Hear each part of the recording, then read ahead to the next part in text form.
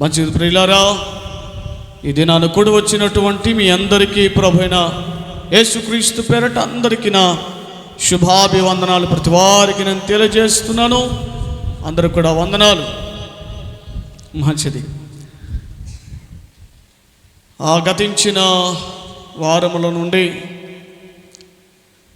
3 వారములుగా లింగాపురంలో Bible స్టడీని ప్రారంభించాం. కొన్ని technical issue వల్ల అక్కడ నుంచి లైవ్ సర్వీస్ ఏర్పాటు చేయలేకపోయాం.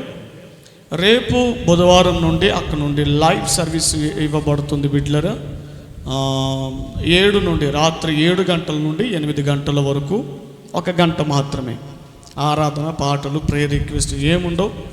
మన వాళ్ళు త్వరపడి ఆ లైవ్ సెక్షన్లోకి వచ్చేసి కడుపు నొప్పి ఉంది ప్రార్థన చేయంటే ప్రార్థన చేయడం కుదరదు. అది ప్రార్థన చేసే టైం కాదు, అది ప్రార్థన చేసేది కాదు, అది బైబిల్ స్టడీ, వాక్య ధ్యానము చేసే సమయం అది.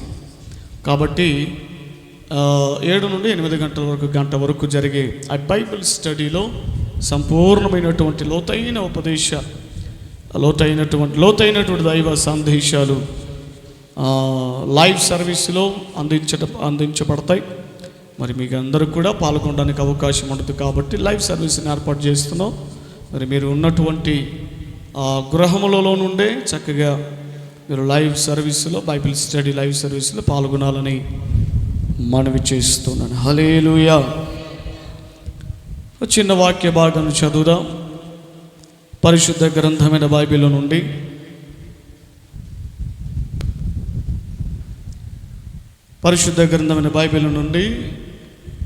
పేతురు వ్రాసినటువంటి మొదటి పత్రిక 2వ అధ్యాయం. పేతురు వ్రాసిన మొదటి పత్రిక 2వ అధ్యాయం 5వ వచనాన్ని చదువుదాం. యేసుక్రీస్తు ద్వారా దేవునికి అనుకూలములగు ఆత్మ సంబంధమైన బలులర్పించుటకు పరిశుద్ధ యాజకులుగా ఉండునట్లు మీరును సజీవమైన రాళ్ళ వలె నుండి ఆత్మ సంబంధమైన మందిరముగా కట్టబడుచున్నారు. మంచి స్తోత్రాలు చెల్లిద్దామా? ప్రియ దేవుని బిడ్డలారా, దయచేసి దేవుని మాటలు ఆలకించండి. ఈ పూట పరిశుద్ధాత్ముడు మనతో మాట్లాడిన వర్తమానం ఏ విధంగా సజీవమైన రాళ్ళు. చెప్పండి ఏమిటి? గట్టిగా చెప్పాలి. వెనకాల ఉన్న వారందరూ కూడా కలిసి సంఘం అంతా చెప్పాలి, సజీవమైన రాళ్ళు. రైట్. ఆ రాయి, ఈ రాయి గురించి విన్నాం, కానీ సజీవమైన రాయి ఏంటి పాస్టర్ గారు? సజీవమైన రాయి ఏంటండి అంటే, రాళ్ళల్లో కూడా జీవం ఉంటుందా, రాళ్ళల్లో కూడా ప్రాణం ఉంటుందా అని అంటే, ఉంటుందో ఉండదో చివరి వరకు వింటే ఉంటుందా ఉండదా అని తర్వాత మనకు అర్థమవుతుంది. ఏమిటి చెప్పండి ఈ పూట మన వర్తమానం? సజీవమైన రాళ్ళు. పరిశుద్ధ గ్రంథంలో ఆయా చోట్ల రాళ్ళను గురించినటువంటి ప్రస్తావన బైబిల్లో మనం చూడగలుగుతూ ఉన్నాం. ప్రస్తుతానికి మూలవాక్యముగా సజీవమైన రాళ్ళు అని మనం చదువుకున్నాం. పేతురు గారు సంఘానికి లేఖ రాస్తూ చెప్పిన విషయం, బాప్తిజం పొంది రక్షణ పొంది ఒక సంఘములోనికి చేర్చబడిన తరువాత సంఘముగా కట్టబడుతున్నటువంటి విశ్వాసుల సమూహం, సేవకులు, విశ్వాసుల యొక్క సమూహాన్ని కలిపి ఏమన్నారు అనంటే, మీరు సజీవమైనటువంటి రాళ్ళు అని అన్నారు. ఏమిటా రాళ్ళు? కదులుతున్న రాళ్ళు, జీవమున్నటువంటి రాళ్ళు అని చెబుతూ పైన మాట చెప్పారు. ఏమిటట? మందిరం. చెప్పండి ఏమిటి? మందిరం. కొరింథీ పత్రికలో పౌలు గారు అన్నారు కదా ఇదే మాట, మీ దేహము దేవుని ఆలయం అని అన్నారు. మీరు జీవ సంబంధమైన దేవుని మందిరం అని పౌలు గారు కూడా తన పత్రికల్లో రాసుకుంటూ వచ్చారు. కంటికి కనబడుతున్నది. ఇప్పుడు దీనిని మనం ఏమంటున్నాం చెప్పండి? ఇప్పుడు మనం ఇక్కడికి వచ్చి ఆరాధన జరిగించుకుంటున్నాం, వాక్యం వింటున్నాం. ఈ స్థలం ఏమిటి చెప్పండి? ఈ స్థలం అంతటిని ఏమంటున్నారు? మందిరం. ఈ మందిరానికి పేరు ఉంది. ఈ సహవాసానికి పేరు. సంఘానికి పేరు కాదు, సహవాసానికి పేరు. ఏమిటి పేరు? మిస్పా ప్రార్థనా మందిరం. తెలుసా అందరికీ? చాలామందికి ఎక్కడికి వెళ్తున్నావయ్యా చర్చికి అంటే, మేము కృపా పాస్టర్ గారి చర్చికి. అట్లా చెప్పొద్దు ఎప్పుడు కూడా. సంఘం నాది కాదు, చర్చి నాది కాదు. సంఘం దేవునిది, మందిరం కూడా యేసయ్యది. ఎక్కడికి వెళ్తున్నారంటే పలానా ఎరుగుంట్లలో మిస్పా ప్రార్థన మందిరానికి వెళ్తున్నామండి, సహవాసానికి అని చెప్పాలి. మీ సంఘం ఏమిటిదంటే, మా సంఘం యేసయ్య సంఘం అని చెప్పాలి. హల్లెలూయా. సహవాసానికి పేర్లే కానీ సంఘానికి పేర్లు లేవు. ఆమేన్.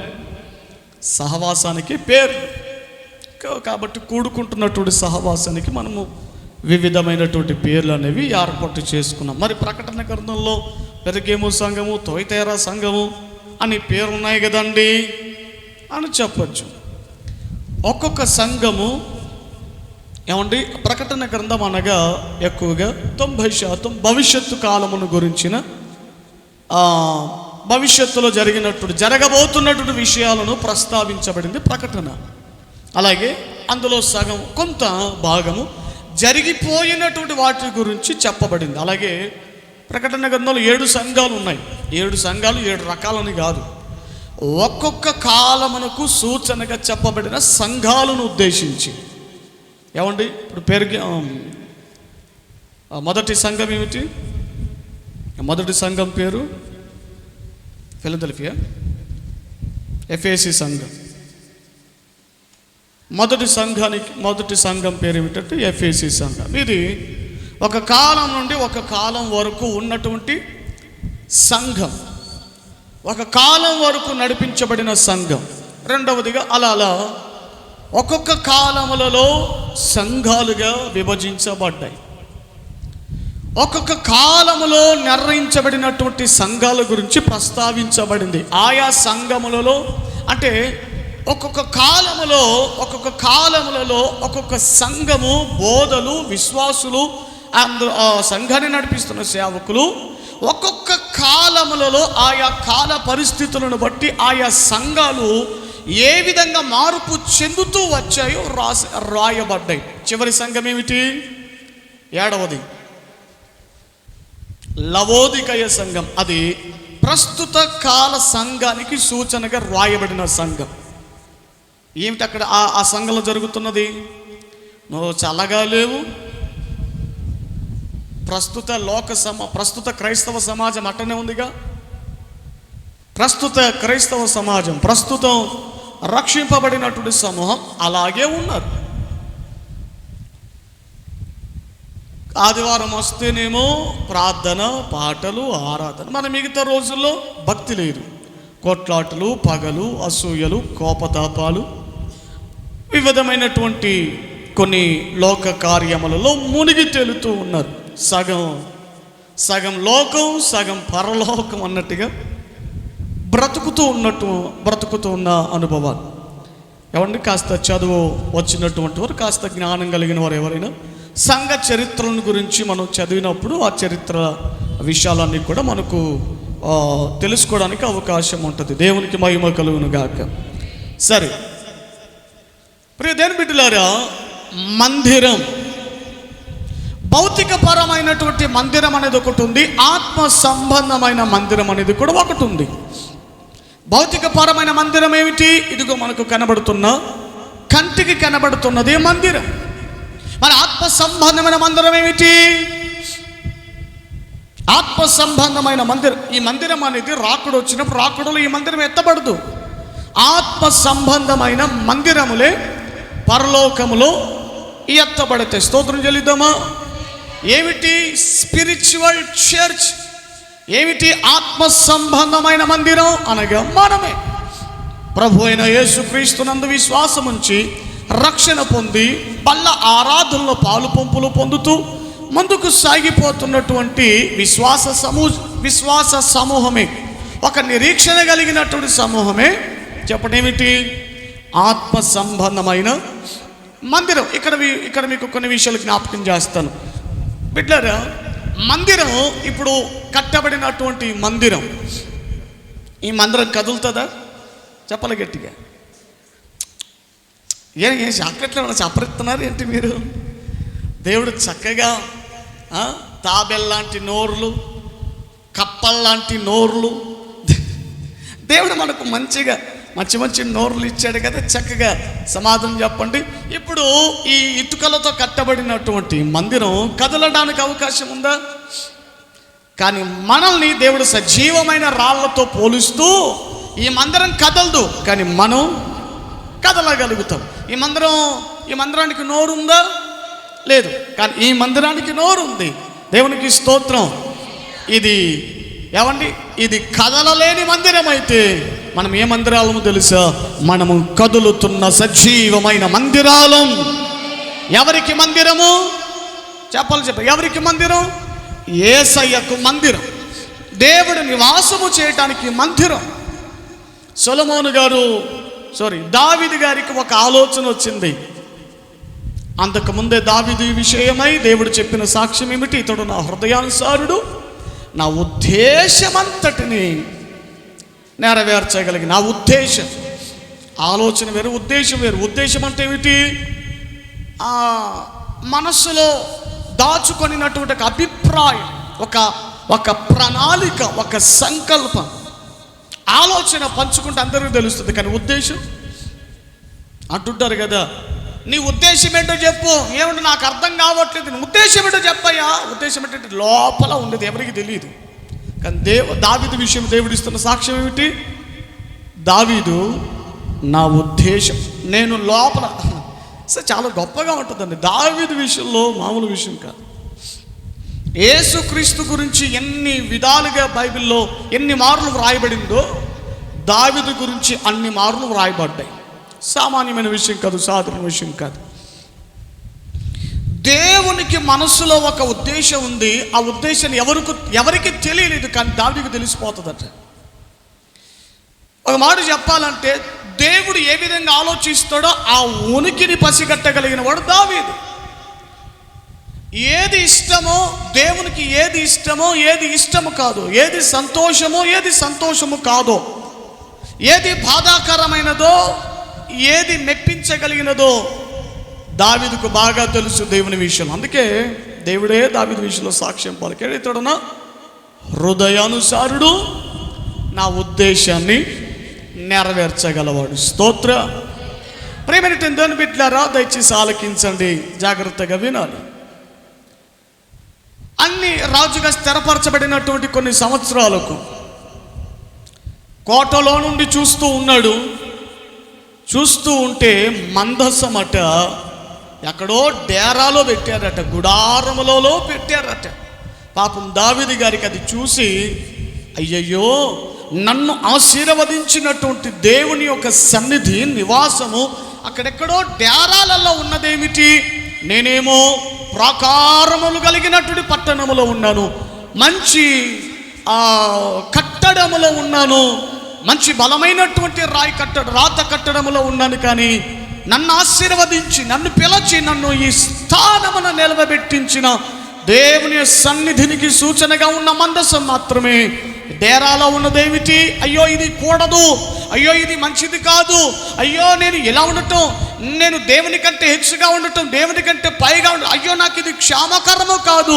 వెంటనే దేవునికంటూ నేను ఒక మందిరాన్ని కట్టాలి అనే ఆ ఆలోచన లోన బయలుదేరినప్పుడు వెంటనే ఏమండి, ప్రవక్త వచ్చాడు, నాతాను గారు వచ్చి, దావీదు, నువ్వు ఏదైతే ఆలోచన కలిగి ఉన్నావో, నువ్వు ఏదైతే ఉద్దేశాన్ని కలిగి ఉన్నావో, దేవుడు ఆ ఉద్దేశానికి దేవుడు ఓకే అని దేవుడు పలికేశాడు. దావీదు కూడా పంచుకున్నాడు, అవునయ్యా నిజంగా నేను కూడా దేవునికి మందిరం కట్టాలనుకున్నాను, కానీ నేనేమో మంచి నివాసములో ఉన్నాను, మందిరం ఏమిటో డేరాలో ఉన్నది, నాకు నచ్చలేదు. నాకు అది ఎందుకో నా మనసుకు అది దేవుడు ఎక్కడ చెప్పలేదు, నాకు మందిరాలు కట్టండి, పెద్ద పెద్ద మందిరాలు కట్టండి, మంచి సుందరమైనటువంటి మందిరం కట్టండి, దేవుడు ఎక్కడ చెప్పలేదు. కానీ దావీదుకు కలిగిన మనస్సు అది. కానీ దేవుడు అది గ్రైండ్ చేశాడు, యాక్సెప్ట్ చేసాడట మనస్సుని. దావీదుతో దేవుడు అంటాడు కదా, నువ్వు మందిరం కట్టద్దు, నువ్వు అసలు తాకొద్దు, నువ్వు ముందుగానే నీ చేతులు యుద్ధం చేసి రక్తాన్ని ఒలికించే కాబట్టి నీ చేతులు నా మందిరాన్ని వేయకూడదు, అసలు మందిర పనులు చేయొద్దని చెప్పింది. మరి ఎవరు చేయాలి ప్రభువా? నీ తర్వాత ఇంకొకడు వస్తాడు, ఆడు సమాధానానికి పుత్రుడు, సమాధానానికి జనకుడు, కాబట్టి సొలొమోను నీ తర్వాత మందిరాన్ని కడతాడు అన్నాడు. సొలొమోను వచ్చాడు, బంగారం. దావీదు మందిరం కోసం కావలసిన సామాగ్రిని అంతటిని సమకూర్చాడు. సొలొమోను తన తండ్రి సమకూర్చినటువంటి సామాగ్రిని, బంగారము, వెండి, ఏమండి, కలప, దేవదారు మ్రానులు, లెబానోను మ్రానులు, కాబట్టి ఈ విధంగా శ్రేష్టమైన వాటితో మందిరం కట్టిన తర్వాత అంత కూడా సంపూర్ణము చేయబడింది. బంగారముతో పూత పూసేడట మందిరానికి. స్తోత్రం. ఏమంటే ఎంత ధనవంతుడైనా ఇంటికి బంగారంతో ఎవడైనా పూత వేసుకోగలడా? ఎంతటి ధనవంతుడైన ధన సంపన్నుడైన బంగారంతో ప్లాస్టింగ్ చేయగలుగుతాడా? కొన్ని ఆర్కిటెక్చర్ డిజైన్స్, కొన్ని బంగారంతో ఫోటో ఫ్రేమ్స్ పెట్టుకోగలడేమో, కానీ బంగారంతో పూత పూయగలుగుతాడా? కానీ సొలొమోను మందిరాన్ని అట్ట ఏకంగా ప్లాస్టింగ్ దేంతో పూసాడు? బంగారంతో ప్లాస్టింగ్ చేసి పడేసాడు. సిమెంట్ కాదండి, భారతీయ సిమెంట్, దాల్మియా సిమెంటు, ఏమండి, దృఢమైన మా సిమెంట్ వాడండి, దృఢమైంది, బలమైంది, చెక్కు చెదరనిది, కలకాలము 10 కాలాల పాటు మీరు మంచిగా ఉంటుందని అంటారు. కట్టినటువంటి సంవత్సరానికి అదేమిటో దృఢమైన సిమెంట్ అని అంటారు. కానీ ఏ దృఢమైన సిమెంట్ వాడిన సంవత్సరానికి పగుళ్ళు వస్తూ ఉంటాయి. ఎంత నీళ్ళు తడుపు, ఎంత నీళ్ళు పోయి, ఎంత మంచిగా ఏమండి తడిపినా, ఎంత జాగ్రత్త వహించిన సంవత్సరం తర్వాత.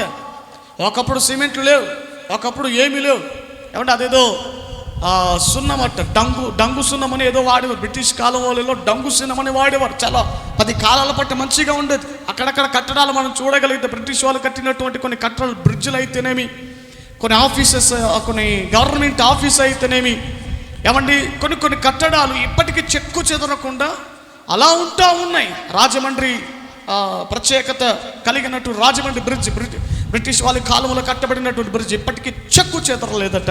కట్టబడి 100 సంవత్సరాల పైన అవుతా ఉంది. కాబట్టి ప్రియ దేవుని బిడ్డలారా, సిమెంటుతో కాలత బంగారముతోనే పూత వేసాడట. దేవునికి స్తోత్రం కలుగును గాక. మందిరం అంతా కట్టిన తర్వాత లోపలికి వెళ్ళి ప్రతిష్ఠించి ప్రార్థన చేస్తున్నప్పుడట సొలొమోనుతో దేవుడు మాట్లాడుతున్నాడు. సొలొమోనా, ఇంత మందిరం కట్టినావు, నన్ను ఉండమని చెబుతున్నాను, నన్ను దిగరమని చెబుతున్నాను, నన్ను ఇందులో నివాసము చేయమని కోరుతున్నావు. ఆకాశం నా సింహాసనం, భూమి నా పాదపీఠము, నువ్వు కట్టనుద్దేశించిన ఈ మందిరం ఏ పాటిది? నాకు సరిపోవునా? నా కోసం కడుతున్నావు కదా, నాకు సరిపోతుందనా?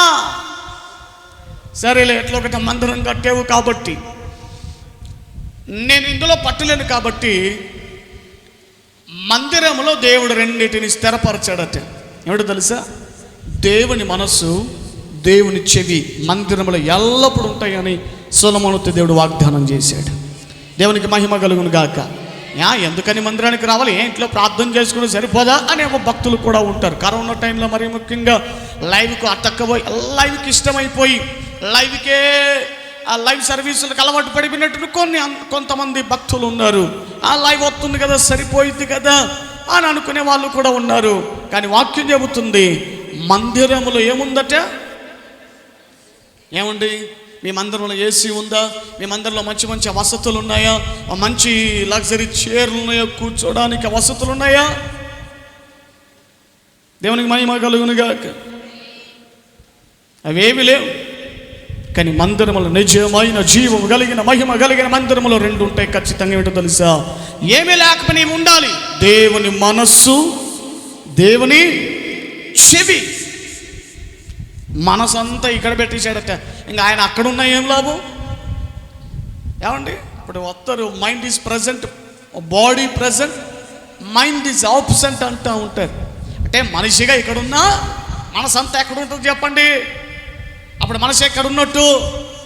ఒరే గెహాజే, అడిపోయాను, నేను అడిపోయాను ప్రభు, నేను అడిపోయిన యజమానుడా, పాస్టర్ గారు, అయ్యగారు, ఇక్కడ ఉన్నాను కదా. దొంగ మొహమాడ, ఆ వస్త్రాలు, ఆ బంగారం, ఆ షినారు, ప్రత్యేకం కలిగిన వస్త్రాలు సంపాదించుకోవాలని పరుగులు పెట్టావు కదరా. అలా పోయినప్పుడు నా మనస్సు అనుకోవాకు, నేను లేనని రానని అనుకో మాకు. మనిషిగా నేను ఇక్కడే ఉన్నాను, కానీ నా మనసు మొత్తం నీ చుట్టే దొరుకుతూ ఉంటుంది, చూసుకో. దేవుని స్తోత్రం. వాస్తవానికి దేవుడు పరలోకంలో ఉన్నాడు, కానీ మనసు అంతా ఎక్కడుంది చెప్పండి? మనసు ఎవడి మీదనో లేదు. మనసు అంతా ఎక్కడుంది చెప్పండి? మందిరములో ఉంది. చెప్పలు కొడదాం గట్టిగా, హల్లెలూయా. దావీదంటాడు, నీ తేజో మహిమ నిలుచు స్థలమును. ఏ మందిరానికి వెళ్ళాలండి? భూమి మీద ఎన్ని మందిరాలు ఉన్నాయి కదా. వీధిలో 4-5 చర్చిలు కూడా ఉంటా ఉన్నాయి కదా. ఏ చర్చికి వెళ్ళాలి? ఏ మందిరానికి వెళ్ళాలి? ఆ మందిరంలో మాకు సభ్యత్వాలు ఉన్నాయండి, మాకు పోస్టులు ఇస్తారా, సెక్రటరీ పోస్టులు ఇస్తారా? ఇది కాదు మనం చూసుకోవాల్సింది. ఏ మందిరానికి వెళ్ళాలంటే ఏ మందిరములో దేవుని మనస్సు ఉందో, ఏ మందిరములో దేవుని చెవులు ఉన్నాయో, అనగా ప్రార్థన చేసినప్పుడు దేవుడు ఆ మందిరములో వినగలగాలి, దేవుడు మాట్లాడగలగాలి, దేవుడు స్పర్శించగలగాలి, ఇక్కడ దేవుడు ఉన్నాడు అనే నిరూపణ కలగాలి. ఆ మందిరానికి వెళ్ళాలి. స్తోత్రం. అలాంటి మందిరాలలో వసతులు కొంచెం ఇబ్బందిగా అనిపిస్తాయి. అలాంటి మందిరాలలో కొంచెం కంఫర్ట్స్ కొంచెం ఇబ్బందికరంగానే ఉంటాయి. కానీ ఆ మందిరంలో ఏమున్నాయి చెప్పండి? దేవుని మనస్సు ఉంది, దేవుని చెవులో నిరంతరం ఎల్లప్పుడూ నా మనస్సు, నా చెవి దాని మీద ఉంటాయి, అందులో ఉంటాయని అన్నాడు. దేవునికి మహిమ కలుగును గాక. భౌతిక పరమైనటువంటి మందిరానికి దేవుడు అంత ప్రాముఖ్యతనిచ్చాడు కదా. ఏమండి, కొత్త నిబంధనకు వచ్చేసరికి ప్రభు అన్నారు, నాకు కావాల్సింది ఈ మందిరం కాదు, నాకు కావాల్సింది ఈ రకమైనటువంటి చర్చిలు కాదు, మీరే కదులుతున్న మందిరాలు. మీరే ఒక మందిరాలుగా సజీవమైన రాళ్ళు కట్టబడాలట బిడలారా. ఒక మందిరం కట్టడానికి, ఒక కట్టడానికి ఏమన్నా ఒక కట్టడం, ఒక కన్స్ట్రక్షన్ ఒక రూపంలోనికి రావడానికి కారణం ఏంటి? రాళ్ళను చక్కగా పేర్చి ఒక్కొక్కటిగా పేరుస్తున్నప్పుడు అదొక ఫామ్లోకి వస్తుంది, అదొక రూపంలోనికి వస్తుంది. రాయేరు లేకపోతే, ఇప్పుడంటే ఇటుకలు వచ్చాయి, కానీ ఒకప్పుడంతా రాళ్ళనే ఉపయోగించారు కదా.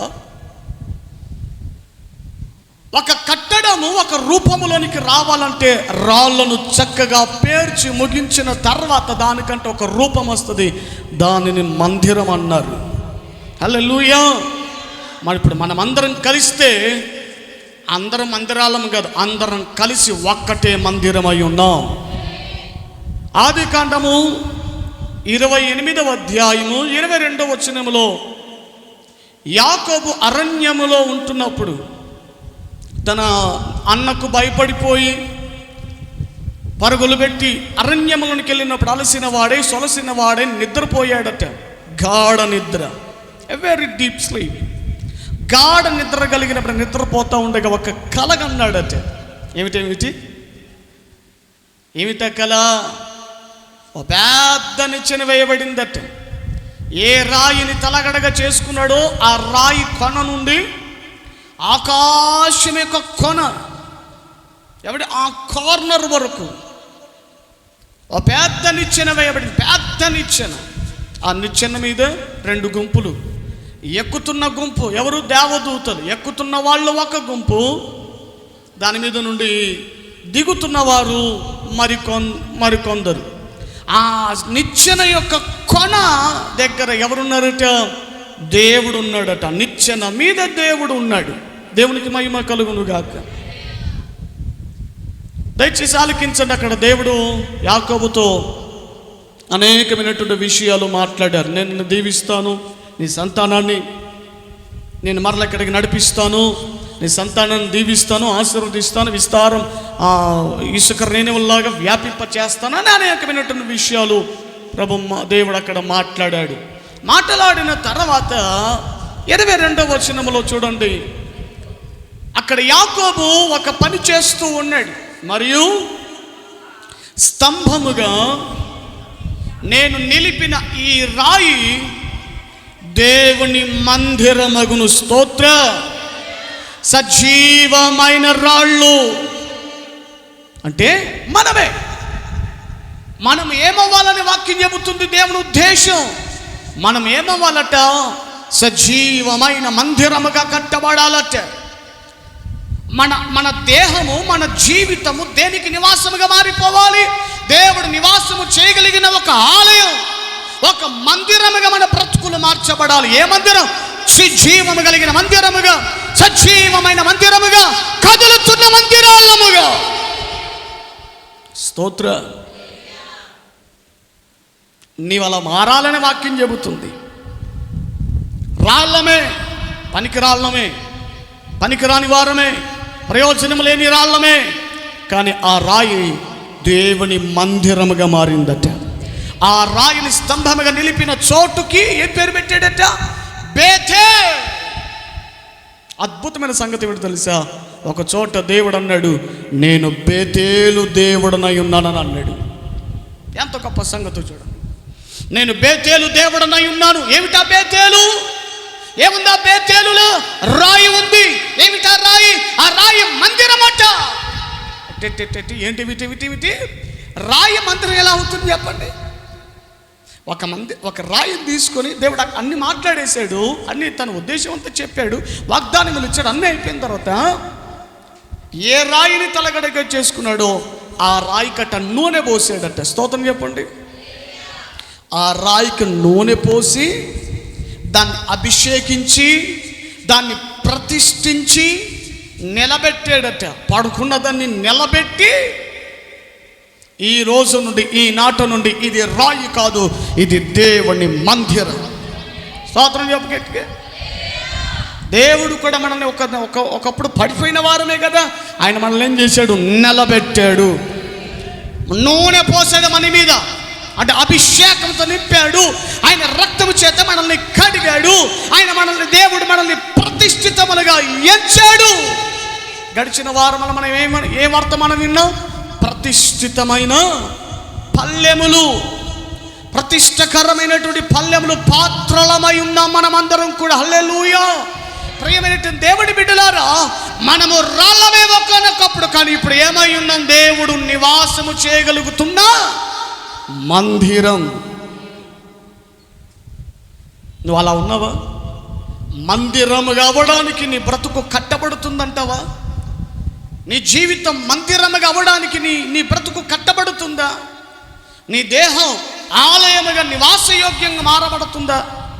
కొన్ని దేహాలు దేనికి నివాసయోగ్యంగా మారుతున్నాయి తెలుసా? మత్తయి సువార్తలు రాయబడి ఉన్నాయి. ఏమండి? మత్తయి సువార్తలో ఒకటికట అపవిత్రాత్మ ఒకని వదిలిపెట్టి వెళ్ళిపోయింది, ఒక ఇంటిని వదిలిపెట్టి వెళ్ళిపోయింది.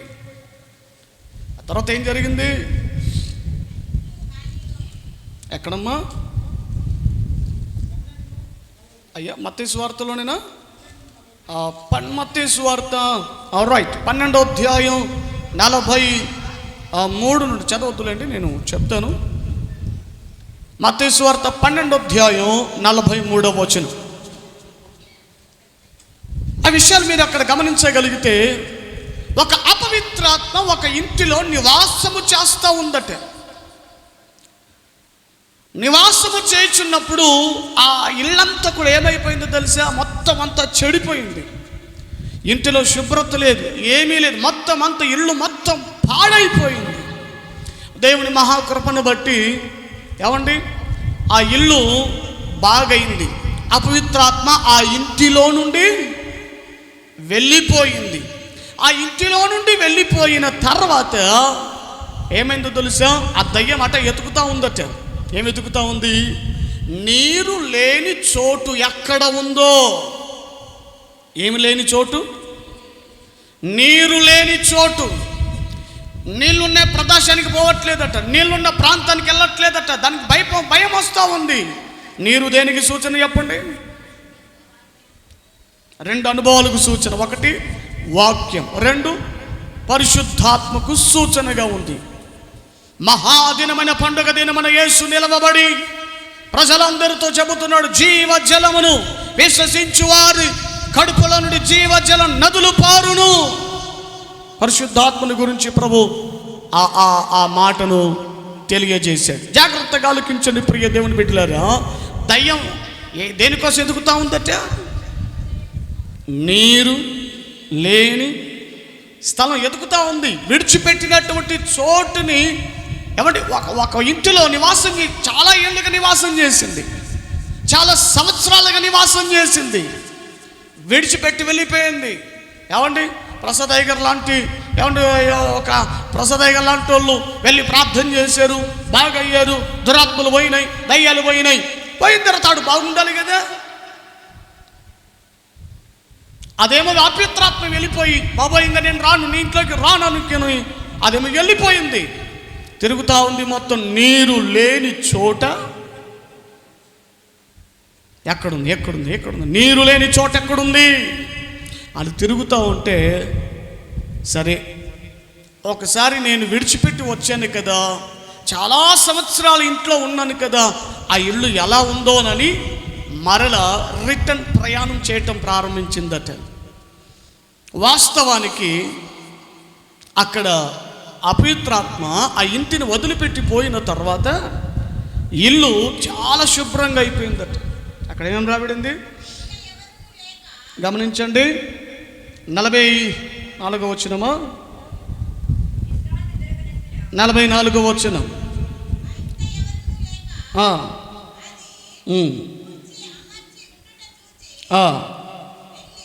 అది ఊర్చి అమర్చి ఇల్లు క్లీన్ అయిపోయింది, శుభ్రమైతే అయ్యింది. బాగా వినాలి ఇక్కడ. ఎందుకు వచ్చింది మళ్ళీ? అది ఇంట్లోకి ఎలా ప్రవేశించింది? నీట్గా ఉంది కదా, మరలా ఎందుకు వచ్చింది? ఊడ్చారట. ఏం చేశారు? ఊడ్చేశారు. అక్కడెక్కడ బూజు పట్టిందో బూజు మొత్తం దులిపారు. ఎన్నేళ్ళగా బూజు పట్టిపోయిందో బూజు దులిపారు, క్లీన్ చేశారు, అమర్చారు. షెల్ఫ్లో ఏమేమి ఉండాలో, వంట రూమ్లో ఏ సామాన్లు ఎక్కడ ఉండాలో, ఏమంటే హాలులో, బెడ్రూమ్లో ఉండవలసినవి ఎక్కడెక్కడ ఉండాలో అన్నీ కూడా చక్కగా సమకూర్చారు. కొన్ని ఇళ్ళకి వెళ్తుంటాం కదండి, హాస్పిటల్కి అప్పుడు వెళ్తూ ఉంటాం. వంట రూమ్లో ఉండే సామాన్లు హాల్లో కనబడుతుంటాయి, హాల్లో ఉండాల్సిన సామాన్లు ఎక్కడెక్కడ బాత్రూంలో కనబడుతూ ఉంటాయి. శుభ్రత ఉండదు, ఏమంటే ఒక చక్కదనం ఉండదు, పాడు ఉండదు. ఏమండి ఆ గిన్నెలు, బోగులు, బొచ్చులు, గిచ్చులు మొత్తం అంతా ఎక్కడ?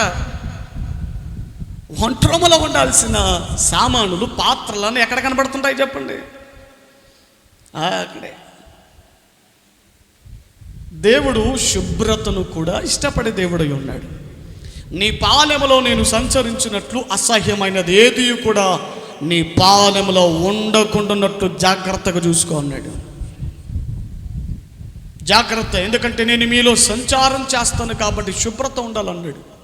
శుభ్రత ఉండాలి, ఇంటికి శుభ్రత, ఒంటికి కూడా శుభ్రత ఉండాలి. స్నానాలు ఎప్పుడు చేస్తారు? ఈరోజు చేశారంటే మరలా కొంతమంది ఉంటారు కదా, ఈరోజు చేశారంటే 4 రోజులకు స్నానం చేస్తారు. 4-5 అబ్బాబోయ్, అన్ని రోజులు ఎట్టుంటారు నాకు అర్థం కాదు. రాత్రి కూడా నేను నిద్రపడడానికి ముందు ఖచ్చితంగా స్నానం చేయాలి. స్నానం చేస్తేనే నాకు నిద్ర పట్టిద్ది. ఒంటి మీద లేదు పురుగులు, ఏదో పాములు, లేకపోతే ఈగలు వాలుతున్నట్టుగా అదో ఇరిటేషన్గా అనిపిస్తూ ఉంటుంది. ఆ చెమట ఉంటున్నప్పుడు కొంచెం ఇబ్బందిగా అనిపిస్తూ ఉంటుంది. ఖచ్చితంగా ఏమంటే ప్రయాణాలు ఉంటే మాత్రం ఓ రోజుకు 2 మార్లు స్నానం చేస్తాను. ప్రయాణం లేకపోతే సాయంకాలం తప్పనిసరిగా స్నానం చేస్తాను.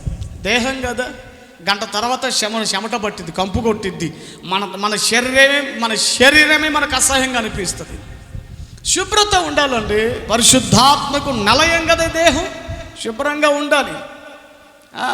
దయ్యాలు ఉంటే చూడండి, వాళ్ళు స్నానం చేసుకోబుద్ది కాదు, వాళ్ళకి స్నానం చేసుకోబుద్ది కాదు, ఎలా పడితే అలా ఉంటారు. దేవుని ఆత్మ నివాసం చేస్తే వేసుకునే బట్టలు కూడా శుభ్రంగా ఉంటాయి. ఎక్కడ పడితే అక్కడ శనగడాలు, వెనకలో ముందర ఎక్కడ పడితే ఎలా పడితే అలా చింపుకోవడాలు ఇలా ఉండదు. నిజంగా దేవుని ఆత్మ మనలో నివాసం చేస్తే, దేవునికి మన హృదయంలో చోటిచ్చిన వాళ్ళ మనమైతే, మనం వేసుకునే బట్టలు కూడా చెప్పండి ఎలా ఉంటాయి?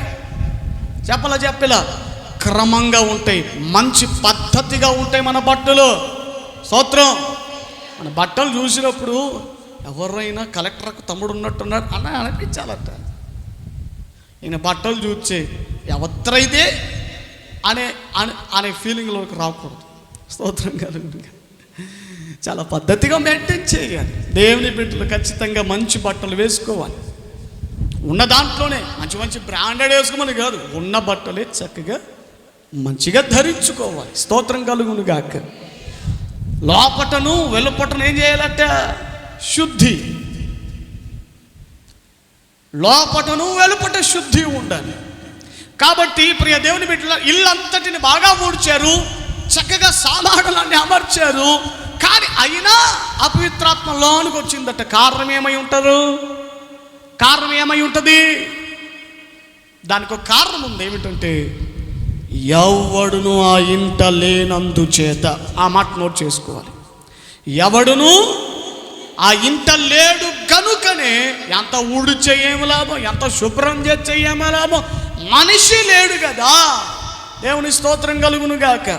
ఈ పూట ఈ మాటలు వింటున్న వారులారా, శనివారం పూట కొంతమంది వస్తారు దయ్యాలు పోగొట్టుకోవడానికి, రోగాలు పోగొట్టుకోవడానికి. నేనేమో శనివారం పగలు పూట మాత్రం సువార్త ఉపదేశాలు చేస్తాను. ఎందుకంటే దయ్యాలని పోయిన తర్వాత, రోగాలు పోయిన తర్వాత, మంత్రాలు పోయిన తర్వాత, కట్టు దిగిపోయిన తర్వాత మరల రాకుండా ఉండాలంటే ఒక్కటే కారణం, యేసు అన్న పురుషుడు మనలో నివాసము చేయగలగాలి. దేవునికి మనము చోటు ఇవ్వాలి. అన్ని పోగొట్టుకుంటే సరిపోదు. దైవజనుడిగా ప్రార్థన చేస్తాను, బాగా అవుతావు, స్వస్థపరచబడతావు. మరలా దయ్యాలు చూసా ఈరోజు కాబట్టి మళ్ళా రోజు వస్తాను. అవి అవకాశం కోసం ఎదురు చూస్తాయి.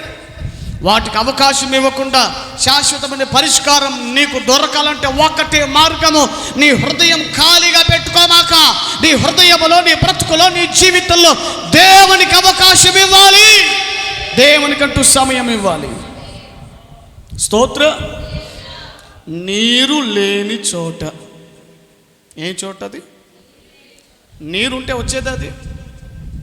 పురుషుడు అంటే ఆ ఇంట్లో మనుషులు ఏం చేస్తారు? అమ్మో తాగడానికి నీళ్ళు ఉన్నాయి లేదా, బట్టలు ఉతుక్కోవడానికి నీళ్ళు ఉన్నాయి లేదా, స్నానం చేయడానికి నీరు ఉన్నాయా లేదా అని ఆలోచించుకొని, అమ్మ తక్కువైనాయా మళ్ళీ నీళ్ళు నింపుకుందాం, వాటర్ వచ్చినప్పుడు మళ్ళీ నీళ్ళు స్టోర్ చేసుకుందాం అని ఆలోచన ఉంటుంది. ఆ ఇంట్లో ఏ మనుషుడు ఏమంటే ఒక నెల పాటు మనుషులు లేకపోతే ఇంట్లో నీళ్ళు ఉంటాయా? ఉండవు. దేవునికి మహిమ కలుగునుగా. ప్రేమైనటువంటి దేవుని బిడ్డలారా, దయచేసి ఆలకించండి. నీరు వాక్యానికి, పరిశుద్ధాత్మకు సూచనగా ఉంటా ఉంది. దేవుని బిడ్డలారా, కొంతమంది దేనికి నివాసంగా మారిపోతున్నారు? అపవిత్రాత్మలకు నివాసంగా మారిపోతున్నారట. ఏమండి, సాధారణంగా ఒక మనిషిలో ఎన్ని దయ్యాలు ఉంటాయి చెప్పండి? ఒకడిలో 2000 దయ్యాలు ఉన్నాయట. ఆ 2000 దయ్యాలకు ఒకటే పేరు, సేన. మంచి యూనిటీ మనం అనుకుంటాం కానీ, ప్రధానికి దయ్యాల గురించి అనుకుంటాం కానీ, దయ్యాలకున్నంత ఐక్యత, సైతానగంలోకున్నంత ఐక్యత, యూనిటీ మనకు లేకపోయా. దేవుడు గద్దించిన వెంటనే అన్నీ కలిపి ఒకేసారి వెళ్ళిపోయినాయి. వచ్చినప్పుడు మళ్ళీ ఒకేసారి వచ్చేస్తాయి. దేవునికి స్తోత్రం కలుగును గాక. నా ప్రియమైన దేవుని బిడ్డలారా, నువ్వు దేవుని మందిరముగా ఎలా మారిపోతావు తెలుసా? నువ్వు సజీవమైన మందిరముగా ఎప్పుడు కట్టబడతావు తెలుసా? నువ్వు రాళ్ళలాగా, సజీవమైన రాళ్ళలాగా, సజీవమైన మందిరముగా నువ్వు ఎప్పుడు మార్చబడతావు అంటే యేసు నీ జీవితంలోనికి రావాలి. యేసు ఒక్కడే మన కొరకు ప్రాణం పెట్టిన వాడు. యేసు ఒక్కడే మన కొరకు రక్తం కార్చిన దేవుడు, ఏకైక దేవుడు, సత్య దేవుడు. ఆయన పేరు చెప్పాలా? యేసు. హల్లెలూయా. ఆయనకి మనం అవకాశం ఇవ్వాలి, బ్రతుకు మారుతుంది. సజీవమైన మందిరాలముగా. అప్పుడప్పుడు ఈ వీధిలో కొంతమంది వెళుతూ ఉంటే ఈ మందిరం వైపు చూస్తూ రేకులే కానీ ఈ మందిరం వైపు చూస్తూ ఏమండి నమస్కారం పెట్టుకునే వాళ్ళు నమస్కారం పెట్టుకుంటూ పోతుంటారు. ఏమండి కొంతమంది ఒక ఆయనేమో వీధిలో ఒక ఆయనేమో ఏకంగా ముందు పెట్టుకుని పోతూ ఉంటాడు. ఏమంటే అప్పుడప్పుడు వ్యాపారాలు చేసుకోవడానికి వస్తూ ఉంటారు కొంతమంది. ఏకంగా మందిరం గేటు దగ్గరే, లోపలికి రావడానికి భయపడిపోయి గేటు దగ్గరే నిలబడి, బయటే రోడ్డు మీద నిలబడిపోయి మోకరించేసి ప్రార్థనలు చేసుకుంటూ ఉంటారు. అంత భయం ఎలా వచ్చిందంటారు? మందిరం అంటే ఏమిటి? ఎవరుంటారు లోపల? దేవుడు నివాసం చేయుచున్నాడు. హల్లెలూయా.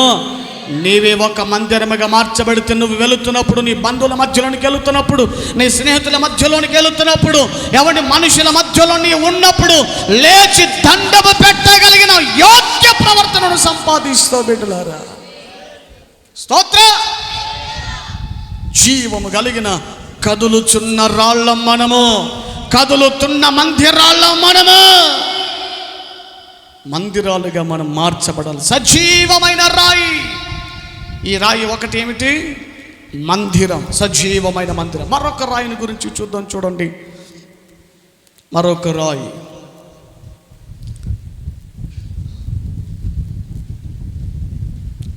యెహోషువ గ్రంథం గతించిన దినముల్లో చెప్పాను, మరొకసారి జ్ఞాపకం చేస్తున్నాను.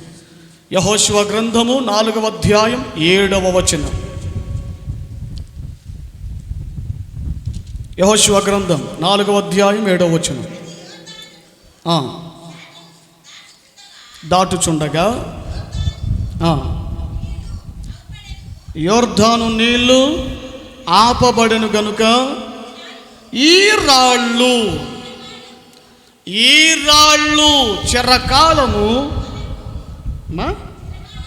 చిరకాలము వరకు ఇశ్రాయేలీయులకు జ్ఞాపకార్థముగా ఉండునని వారితో చెప్పవలెను. అక్కడ ఒక మాట ఉంటుంది, అవి మీకు ఆనవాలుగా ఉంటాయి. ఏమిటి? ఆనవాలు అంటే ఒక సూచన. రాళ్ళు సూచనగా నిలబెట్టారట. యొర్దాను నదిలో నుండి కొన్ని రాళ్ళనట తీసుకువచ్చారంట. బయటికి తీసుకొని వచ్చి ఆ రాళ్ళను ప్రతిష్ఠింపజేసి, ఆ రాళ్ళను గురించి యెహోషువ ప్రజలకు అందరికీ చెబుతూ ఉన్నాడు. ఏమని? ఇశ్రాయేలులారా, ఎందుకు ఈ రాళ్ళను మనం తీసుకొచ్చామో తెలుసా? ఎన్ని రాళ్ళు తెచ్చారంట? 12 రాళ్ళను తెచ్చారు. ఇశ్రాయేలు గోత్రములు ఎన్ని? 12 గోత్రములు. ఒక్కొక్క గోత్రమునకు చొప్పున 12 రాళ్ళను తీసుకొచ్చి ఎక్కడి నుంచి తీసుకొని వచ్చారు? నదిలో నుండి, యొర్దాను నదిలో నుండి. ప్రవహించుచున్నటువంటి యొర్దాను నది ఆపబడగా, ఆ ఒకప్పుడు ప్రవహించుచున్న ఆ నదిలోనున్నటువంటి రాళ్ళను 12 రాళ్ళను ఏరుకొని వచ్చి బయట ప్రతిష్ఠించి అక్కడ పెట్టారట. యెహోషువ ప్రజలందరినీ చూసి అంటున్నాడు, ఇశ్రాయేలీయులారా, ఈ యొర్దాను నదిని మనము ఎలా దాటుకుని వచ్చామో, యొర్దాను నది నీళ్ళ ఇదిగో ఒక రాశిగా ఆపబడింది కదా, పై నుండి పారుతున్న నీళ్లు ఏకరాశిగా నిలబడ్డాయి కదా. ఇంతటి గొప్ప కార్యము ఇశ్రాయేలీయులారా, మీరే కానీ, మీ తర్వాత మీ తదనంతరము కానీ, పుట్టబోతున్న పిల్లలే కానీ మరవక ఉండినట్లు, ఇది దేవుడు చేసిన కార్యము, ఇది దేవుడు చేసిన అద్భుతము, ఇది దేవుడు చేసిన మేలులు కాబట్టి మరచిపోకుండానట్లు, మీరెప్పుడు మర్చిపోకుండా ఈ రాళ్ళు మీకు ఆనవాళ్ళు. ఆ రాళ్ళను చూసిన ప్రతిసారి ఇశ్రాయేలీయులు ఒక విషయాన్ని జ్ఞాపకం చేసుకోవాలంటే ఏమిటి? యొర్దాను నదిలో నుండి దేవుడు మనల్ని బయటికి నడిపించాడు, వెలుపలికి నడిపించాడు, ఆటంకాన్ని తొలగింపజేశాడు. కాబట్టి జాగ్రత్త, ఈ రాళ్ళు మీకు జ్ఞాపకార్థముగా ఉంటాయి, మర్చిపోవద్దు. స్తోత్ర. రెండవదిగా, ఆ రాళ్ళు మనకు నేర్పిస్తున్న మరో ఆత్మీయ పాఠం ఏమిటంటే, మర్చిపోవద్దు. దేవుడు చేసిన మేలులను మర్చిపోతున్నావా? చక్కగా పాట పాడతావు. నీవు చేసిన ఉపకారములకు నేనేమి చెల్లింతును, ఏడాది వేలాది పొట్టేళ్ళనా మరణ పాత్రుడనైయున్న నాకై మరణించితివి సిల్వలో. హల్లెలూయా. ఎంత అద్భుతమైన పాట ఉన్నది కదా, మంచి సాహిత్యం, గొప్ప. ఎప్పుడు పాట పాడుకున్నా చక్కగా కృతజ్ఞత హృదయంలో నుండి ఏరులై ప్రవహించగలుగుతుంది. ఆనాటి భక్తుల అనుభవాల నుండి పుట్టిన పాటలు కాబట్టి ఎప్పుడు పాడుకున్నా పాటలలో సారం తగ్గదు. రాసినటువంటి వారు కనుమరుగైపోయినా పాట మాత్రం కనుమరుగవట్లేదు. ఆ పాటలో ఉన్న సారం దేవునికి మహిమ కలుగును గాక. జ్ఞాపకం చేసుకోవాలి. మర్చిపోవటానికి జాగ్రత్త. మర్చిపోతున్నావేమో. ద్వితీయోపదేశ కాండములో ప్రభు అంటారు, నీవు తిని భుజించిన తర్వాత దేవుడు చేసిన మేలులు మరచెదవేమో. మర్చిపోతే ఏం జరుగుతాయట? ఎక్కడ రాయబడింది మాటలు? ద్వితీయోపదేశ కాండము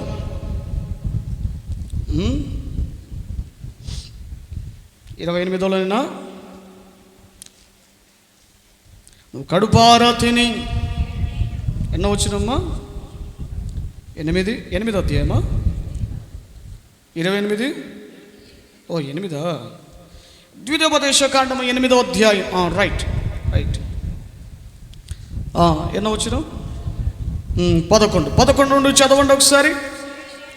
నేడు నేను నీకు ఆజ్ఞాపించు ఆయన ఆజ్ఞలను, విధులను, కట్టడలను నీవు అనుసరింపక నీ దేవుడైన యెహోవాను మరచి. ఎప్పుడు మర్చిపోతారట జనాలు? కడుపారా తిని. ప్రార్థన చేసుకునే ముందు, ఆహారం తినటానికంటే ముందు అందరూ ప్రార్థన చేసుకుంటారు. అందరూ అన్నం తినటానికి ముందుగా, లేకపోతే లప్ప వేసుకోవటమేనా? తప్పనిసరిగా ప్రార్థన చేయాలి. ఎందుకంటే ఆహారం ఇచ్చినవాడు దేవుడు కాబట్టి, ధాన్యం ఇచ్చినవాడు దేవుడు. ప్రార్థన చేయాలి. చాలా మట్టుకు ముందు ప్రార్థన చేస్తారు. మరి చక్కగా భోజనం అంతా అయిన తర్వాత ప్రార్థన చేయొద్దు, స్తుతించాలి. ప్రభా ఈ రోజున మంచి ఆహారం ఇచ్చేవునైనా, అది పచ్చడన్నమైనా శనక్కాయ కారమైనా సరే, తినిన తర్వాత చక్కగా ప్రభా ప్లేటులో చేత పట్టుకుని ఆయన మంచి ఆహారం ఇచ్చినవునైనా, కడుపు నిండిపోయింది తండ్రి స్తోత్రం నైనా అనుకొని చిన్న స్తోత్రం చెప్పాలి. మర్చిపోవద్దు. ఆ పచ్చడన్నాలు కూడా దొరకని వాళ్ళు ఎంతమంది ఉన్నారు బిడ్డలారా? ఏదో రోగం, కొంతమందికి రోగాలు ఉంటాయి. ఏమంటే పప్పు తింటావా? అబ్బా అల్సర్ అండి. అబ్బా నేను తినలేనండి. కారం తింటా, గోంగూర తింటారా? అబ్బా గ్యాస్ ట్రబుల్ అండి. అబ్బా నా వల్ల కాదండి. పోనీ బిర్యానీ తింటావా? అయ్యో అబ్బా మసాలా అండి, మంట రొమ్ములో మాపే వద్దండి. మరి ఏం తింటావురా? మసాలా తినక, పప్పు తినక, అటు పెడితే పచ్చలు తినక ఇంకేం తిని బతుకుతారు ఇక? చూడండి, కోట్ల ఐశ్వర్యం ఉంటుంది కొంతమందికి, తినడానికి తిండి ఉండదు. కొంతమందికి తిండి ఉండదు అంటే అవకాశం ఉండదు తినక మంచి మంచి ఆహారం. వాళ్ళతో పోలిస్తే, ధనికులతో పోలిస్తే మనం గొప్ప భాగ్యవంతులం కాదా? మీరేమో, నేను మాత్రం ఏ టైం పడితే ఆ టైంలో కావాలనుకున్నప్పుడు, ఒకవేళ కావాలనుకున్నప్పుడు ఏదైనా ఆహారం తృప్తిగా తింటాను. పేకల దాకా కాదులేండి, తృప్తిగా నిండుగా తినగలుగుతాను. కొంచెం నాలుగు కొంచెం రుచిగా తగిలితే ఆహారం, అంటే నా ఇంట్లో మాత్రం నేను కొంచెం రుబాబు చేసుకుంటా. కానీ పాస్టమ్ గారు కొంచెం రుచి అటు ఇటుగా మిస్ అయితే కొంచెం వాయిస్లు వేస్తుంది పాస్టమ్ గారి మీద. కానీ బయటకు ఎక్కడికి పోయినా అది మంచిగా ఉన్నా లేకపోయినా తినాలి, తప్పదు. అదే సేవ అంటే. మరి భోజనం చేస్తాను, కడుపు నిండుగా తృప్తికరంగా భోజనం చేస్తాను. గోంగూర వేసుకుంటారా? బిర్యానీ తింటారా? వేసాయి. 4 మొక్కలు 5 మొక్కలు ఎన్ని కావాలంటే అన్ని వేసేసాయి, ప్రాబ్లం లేదు. ఏం గ్యాస్ ట్రబుల్ లేదో పాస్టర్ అయ్యా, మనకే ప్రాబ్లం లేదండి. నా సంకటములన్నీ తీరిపోయాయి అంతే. హల్లెలూయా, దేవుని స్తోత్రం, హల్లెలూయా. ప్రాబ్లం అయితే ప్రస్తుతానికి ఏం లేదండి, రేపటి దినాన్ని వచ్చిద్దేమో నాకు తెలియదు. కానీ ప్రస్తుతం దేవుని మహాకృపను బట్టి అన్నీ తినగలుగుతున్నాను, అన్నీ అరగగలుగుతున్నాయి, అన్నీ కూడా జీర్ణం చేసుకోగలిగిన కృప దేవుడు ఇచ్చాడు. ఏది వీటినా సమృద్ధిగా తినగలిగిన స్తోమత స్థితి దేవుడు ఈ చిన్న పొట్టకు దేవుడు ఇచ్చాడు. స్తోత్రం, హల్లెలూయా. ప్రదేని బిడ్డలారా జ్ఞాపకం చేసుకోండి, అలతో పోలిస్తే కోట్ల ఐశ్వర్యం ఉన్న సమయానికి తినని వాళ్ళు ఎంతోమంది, సరైన ఆహారం లేదు, సరైన ఆహారం తినకుండా ఇబ్బంది పడుతున్న వాళ్ళు ఎంతోమంది. ఒక ఆయన నాకు తెలిసిన, నాకు పరిచయం ఉన్న ఒక ఆయన రెస్టారెంట్కి వెళ్ళాం. నేను చక్కగా అక్కడ ప్లేట్ మీల్స్ ఆర్డర్ చేస్తే, ఇక్కడ కడపలోనో ఎక్కడ అనుకుంటానే రెస్టారెంట్లో మంచి ప్లేస్కి తీసుకుని వెళ్ళారు. వారు నేను కలిసి భోజనం చేస్తూ ఉన్నాను. ప్లేట్ మీల్స్లో కొంచెం భోజనం, చపాతీ, పులిహోర, కలర్ రైసు, ఆ తర్వాత పప్పు, సాంబార్, రసం, పెరుగు, పచ్చళ్ళు, ఆ పచ్చడి, ఈ పచ్చడి మొత్తం కలిపి మొత్తం ఒక 10-15 ఐటమ్స్ ఉన్నాయి. అట్లా చివరిది మంచి స్వీట్ ఇచ్చాడు, మంచి క్వాలిటీ స్వీట్ ఇచ్చాడు. నేను లపలప్ప మొత్తం తినేసాను, ఏది వదిలిపెట్టలేదు. 15 కూరలు ఉంటే 15 కూరలు అది కొంచెం ఇది కొత్త చేసుకొని మొత్తం తినేసి లాస్ట్లో స్వీట్ తింటుంటే ఆయన నా మూతి వంక అట్టనే చూస్తున్నాడు. ఏం తినా దిష్టి పెడతాడా, ఏం తినా అన్న మూతి వంక అట్టా చూస్తా ఉంది. ఏంటండి అలా చూస్తున్నారు? నాకు భాగ్యం లేదండి అది తినటానికి అన్నాడు. ఏమైంది, నాది కూడా మీకు ఏమంటారా అని అన్నాడు. అలా కాదండి, షుగర్ అన్నాడు. అయి పాపోయి, మరి షుగర్ ఉంటే ఎందుకు తింటే అది కూడా నాకు ఇచ్చేసేది, తీసుకుని తినేసేది. కొంచెం నోట్లో నుంచి నది ప్రవాహం రావటం కాస్త తక్కువైంది, కానీ పాపం చాలా ఆశ చూస్తున్నాడు, సంతోషిస్తున్నాడు, కానీ భాగ్యం లేదు. దేవునికి మహిమ కలుగును గాక. వెంటనే ఆ రోజు ఆ స్వీట్ తిని కారు ఎక్కిన తర్వాత, ప్రభు స్తోత్రం నాయన, నాకే తట్టు ప్రాబ్లం లేదు, స్తోత్రం అని అనుకున్నాడు. దేవునికి మహిమ కలుగును గాక. హల్లెలూయా. కడుపారా తిని మంచి టేస్ట్ ఫుడ్ తిన్న తర్వాత ఎప్పుడైనా ప్రభువా మంచి రుచికరమైన ఆహారం ఇచ్చినావు నాయన, స్తోత్రం నాయన, ఎప్పుడైనా చెప్పారా? ఎప్పుడైనా దేవుని స్తుతించారా? సరే అట్లా ఇంట్లో చేసుకున్నప్పుడు భోజనం చేసిన వెంటనే ఒక్క నిమిషం, ప్రభువా ఈరోజు నాకు మంచి ఆహారం నాకు దయచేసేవు నాయన, మంచి పెరుగన్నం ఇచ్చేవు నాయన, పచ్చడన్నం ఇచ్చేవు ప్రభు, పప్పన్నం ఇచ్చేవు నాయన, రసమన్నం ఇచ్చేవు ప్రభు, స్తోత్రం నాయన. ఎన్నడైనా స్తోత్రం చెల్లించారా? మర్చిపోతున్నారు. కడుపారా తిని చదువుమాక. హలో మీ ఇల్లు చూసుకునే మురిసిపోవడం మానే, ముందు మీ ఇల్లు చూసుకుని ఎప్పుడైనా ప్రభుని స్తుతించావా? ఏంటండి ఇల్లు చాలా బాగుంది, బాగా కట్టుకున్నారా? నా బలం, నా డిసైడ్ అండి, నా ఆలోచన అండి, నా సామర్థ్యం. ఏమనుకున్నావు? బాగా సూపర్ ఉందండి ఇల్లు, బల కట్టుకున్నావు అంటే ఈడింగా పొంగిపోతూ ఉంటాడు. దయచేసి బిడ్డలారా ఆలకించండి. నీ ఇల్లు 10 కాలాల పాటు దృఢంగా బలంగా ఉండాలంటే మంచి సిమెంట్ వాడుతున్నావు కాదు, ఏమండి కట్టిన దేవుని చేతిలో ఉంది. స్తోత్రం. ఇల్లు కట్టుకుంటే సరిపోయా? ఇంట్లో మంచి సమాధానం ఉండకూడదా? ఇంట్లో సంతోషం ఉండాలి కదా. ఎంత 4 అంతస్తుల బిల్డింగ్ కట్టుకున్నా ఇంట్లో సరైన సంతోషము సమాధానం లేకపోతే ఆ ఇల్లు ఎంత మంచి ఆర్కిటెక్చర్ డిజైన్తో కట్టబడిన ఇల్లు అయినా నరక కొంపలా కనబడుతుంది. అది వద్దురా బాబు, నాకు తెలుసు ఒక ఆయన ఉన్నాడు, మంచి 2 అంతస్తుల 3 అంతస్తుల బిల్డింగ్ ఇల్లు, మంచి design, interior design, interior professional interiors వారిని డిజైనర్స్ని పిలిపించుకొని మరి ఇల్లు బాగా కట్టించుకున్నాడు. ఏనాడు రాత్రిపూట ఇంట్లో పడుకున్నాడు కాదు. ఆ టీ కొట్టు కాడ, ఆ షాపుల కాడ, ఈ షాపుల కాడ ఉంటాడు. ఏమయ్యా ఎప్పుడు చూసినా మంచి ఇల్లు ఉంది కదా, మంచి పిల్లలు భార్యలు ఉన్నారు, భార్య ఉంది కదా, బయట నివాసం చేస్తున్నారు ఏంటి? ఏమండి మీకు సూపుకే మంచి కట్టడంలాగా కనబడుతుందండి, లోపల మంచిగా లేదండి. నిత్యం నా భార్యతో పోరండి, తినేటప్పుడే గొడవ పెట్టుకుంటుందండి.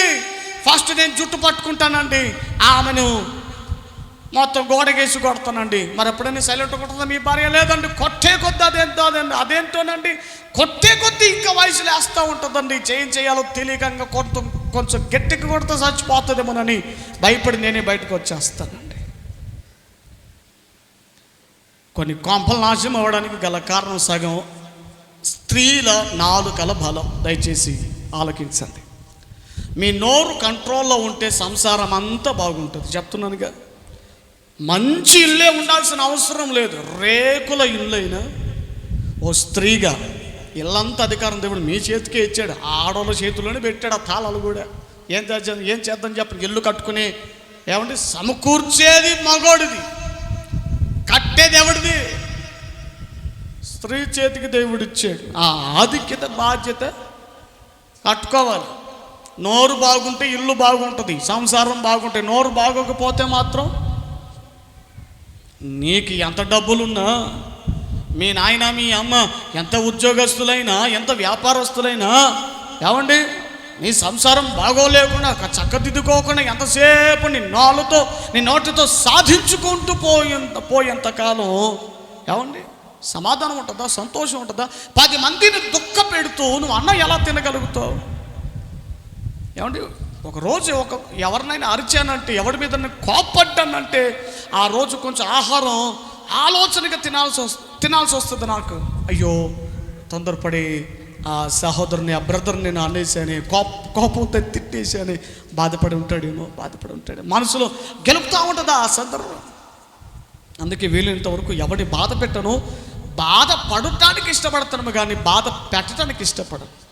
ఎందుకంటే నేను స్ట్రగల్ అవ్వాలి తర్వాత. ఎందుకంటే మైండ్లో తిరుగుతూ ఉంటుంది, అయ్యో నన్ను బట్టి వాళ్ళు బాధపడ్డారు, నన్ను బట్టి వాళ్ళు చాలా ఇబ్బంది పడ్డారు, నన్ను బట్టి అయ్యో ఈ మాట సరే అని మైండ్లో తిరుగుతూ ఉంటుంది.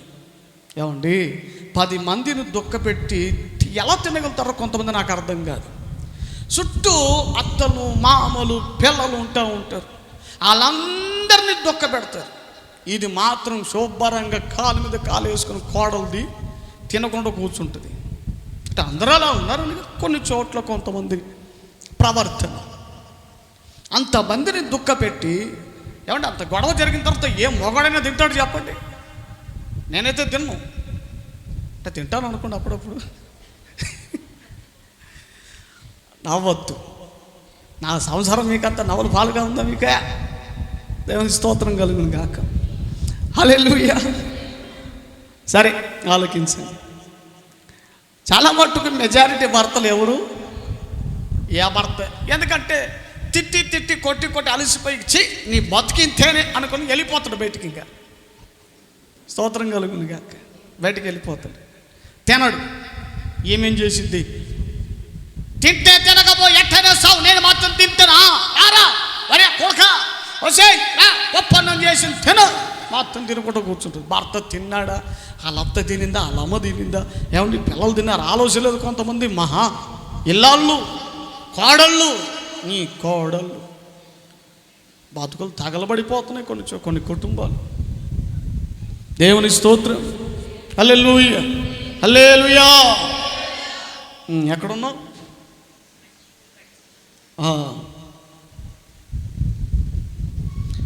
మంచి ఇల్లు కట్టించుకొని ఆ తర్వాత ఇంకా కంటిన్యూ.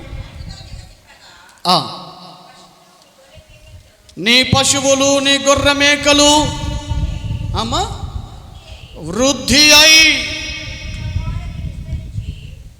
నీకు వెండి బంగారములు విస్తరించి నీకు కలిగినదంతయు వర్ధిల్లినప్పుడు. హలో ఆలకిస్తున్నారా? నువ్వు వర్ధిల్లిన కొలది, అసలు వర్ధిల్లతలోనికి తీసుకొచ్చేది ఎవరు? దేవుడే కదా.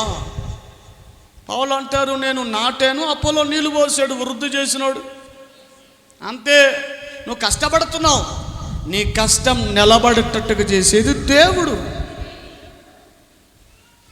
నరుల కష్టము ఏమండి యెహోవా ఆశీర్వాదం వలన అది ఎక్కువ కాదట. నువ్వు కష్టపడితేనో కాదు, దేవుడు ఆశీర్వదిస్తున్నాడు కాబట్టి భాగ్యము సంపాదించుకోగలుగుతున్నావు. ఏమంటే ఈరోజు నువ్వు కలిగి ఉన్నది ఏది కూడా. సిరివెల్ల హనోకు గారు మొన్న మన మీటింగ్స్కి వచ్చారు కదా, అయ్యగారు వారు రాసిన పాటల్లో ఒక అద్భుతమైన పాట, ఏమంటే ఆ పాటలో చరణాలలో ఉంటుంది, మనం ఏది కలిగి ఉన్నా ఏదో పాట ఉంటుంది,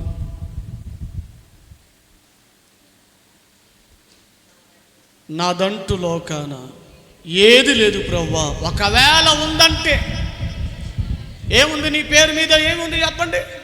నీ పేరు మీద బైకు లేదా? నీ పేరు మీద వాహనాలు లేవా? మీ పేరు మీద బంగారం ఎన్ని తులాలు ఉన్నాయి? ఒకప్పుడు పెళ్ళైన తొలినాళ్ళల్లో బంగారం ఉన్నాయా? ఒక తులమైన ఉందా? కానీ ఇప్పుడు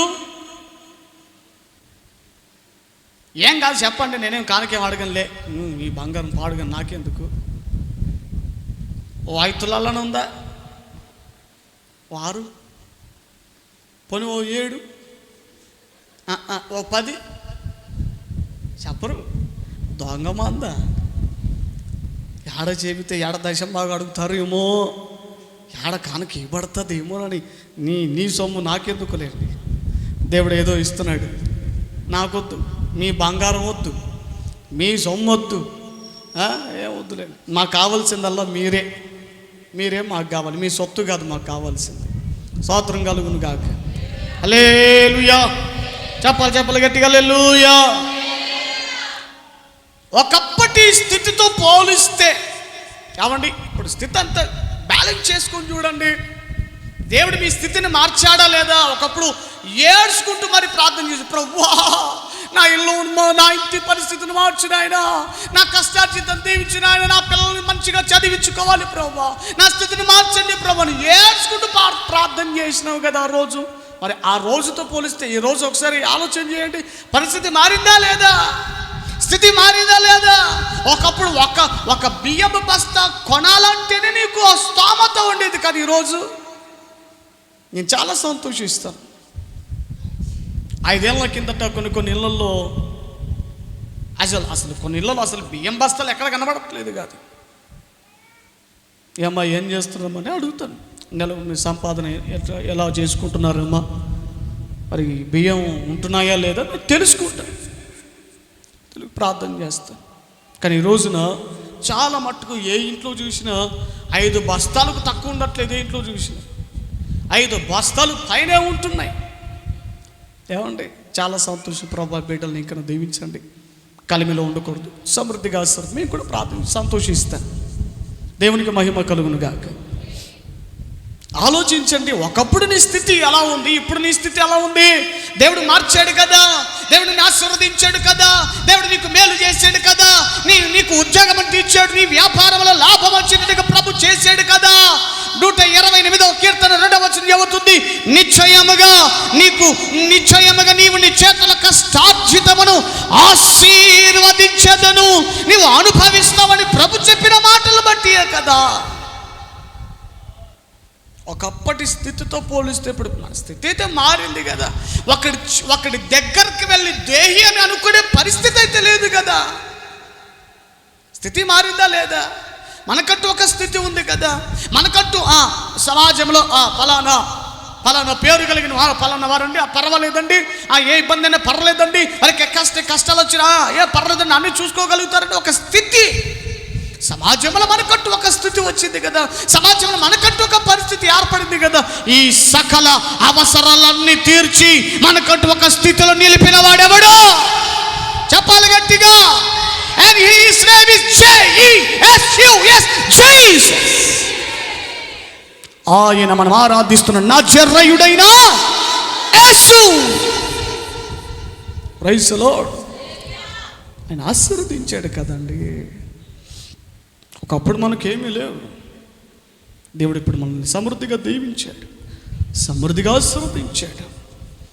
వర్ధిల్లిన కొలది ఏం చేయాలి? పౌలు గారు అంటారు, ప్రతి వాడు తాను వర్ధిల్లిన కొలది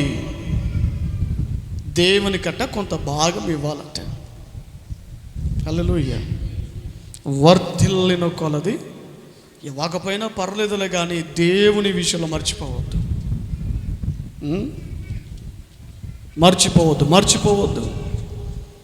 సకలం ఇస్తున్న దేవుణ్ణి మర్చిపోవద్దు. ఏమండి, ప్రతిరోజు దేవుడు అనుకూలం ఇస్తున్నాడు కదా. ఎందుకని ఆదివారమే మందిరానికి తప్పనిసరిగా ఎందుకు రావాలి? 6 రోజులు దేవుడు నిన్ను కాపాడి నడిపించాడు కాబట్టి. Praise the Lord. 7వ దినమున దేవుడు నీకు ఇచ్చింది ఎందుకు? నువ్వు మళ్ళీ పని చేసుకోవడానికి కాదు. 6 రోజులు నువ్వు శ్రమ పడ్డావు, ఇబ్బంది పడ్డావు, పిల్లల కోసం కష్టపడ్డావు, ఇంకా ఏం కష్టపడుతున్నావు? ఒక్కరోజు రెస్ట్ తీసుకొని దేవుడు కనికరించి 7వ రోజున విశ్రాంతి దినమని ప్రకటించి, విశ్రాంతి తీసుకొని రండ్రానైనా మందిరానికి వస్తే మీ మనసులు నెమ్మదిగా ఉంటాయి. ఇంట్లో ఉన్నారనుకో, అమ్మో రేపు జూన్ పిల్లల స్కూల్ ఓపెన్లు అవుతాయి, మరి పిల్లల ఫీజులు ఎట్లా, కాలేజీ ఫీజులు ఎలా, నా బిడ్డల భవిష్యత్తు, ఆలోచనలన్నీ ఇంటికాడ ఉంటే ఆలోచనలు పడతాయి. అలా దేవుని మందిరానికి వచ్చినప్పుడు పరిష్కారం దేవుడిస్తాడు, మాటలాడుతాడు, నెమ్మది కలుగుతుంది. చెప్పండి ఏమిటి రాళ్ళు? రెండవదిగా జ్ఞాపకార్థమై ఉన్న రాళ్ళు.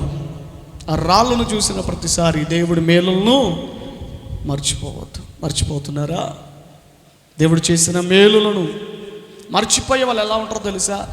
మర్చిపోయే వాళ్ళ బ్రతుకులు, వాళ్ళ జీవితాలు, కుటుంబంలో ప్రార్థన ఉండదు, ఒక కృతజ్ఞత స్తుతి ఆ అనుభవాలు ఉండవు. దేవుని మందిరానికి అయ్యో ఈరోజు దేవుని సన్నిధికి వెళ్ళాలి కదా, దేవుని సన్నిధికి వెళ్దాం, అయ్యో దేవుని దినం కదా, ఈరోజు ఎన్ని ఏళ్ళు ప్రభు మనల్ని సహాయం చేశాడు, ఎన్నో మేలులు ప్రభు మన పట్ల చేశాడు కదా, కృతజ్ఞతగా ప్రభు సన్నిధికి మనం వెళ్ళాలి. ప్రభు కంటూ దేవుని కంటూ ఒక అవకాశం మనం ఇవ్వాలి, దేవుని కంటూ ఒక దినమను కేటాయించుకోవాలి. కృతజ్ఞత కలిగిన వాళ్ళు ప్రవర్తించే విధానం ఎలా ఉంటుంది? హల్లెలూయా. ఏమిటండి రెండవది రాళ్ళు? ఏ రాళ్ళు ఇవి చెప్పాలి? ఏ రాళ్ళు? జ్ఞాపకార్థమై ఉన్న రాళ్ళు. మూడవదిగా సమూయేలు మొదటి గ్రంథం 17వ అధ్యాయం 49వ వచనం. త్వరగా నాకు సాయించండి, ముగించేస్తాను. తన సంచిలో చేయి వేసి అందులో నుండి రాయి ఒక్కటి తీసి వడిసెలతో విసిరి ఆ ఫిలిష్తీయుని నుదుట కొట్టెను. ఆ రాయి వాని నుదురు చొచ్చినందున వాడు నేలను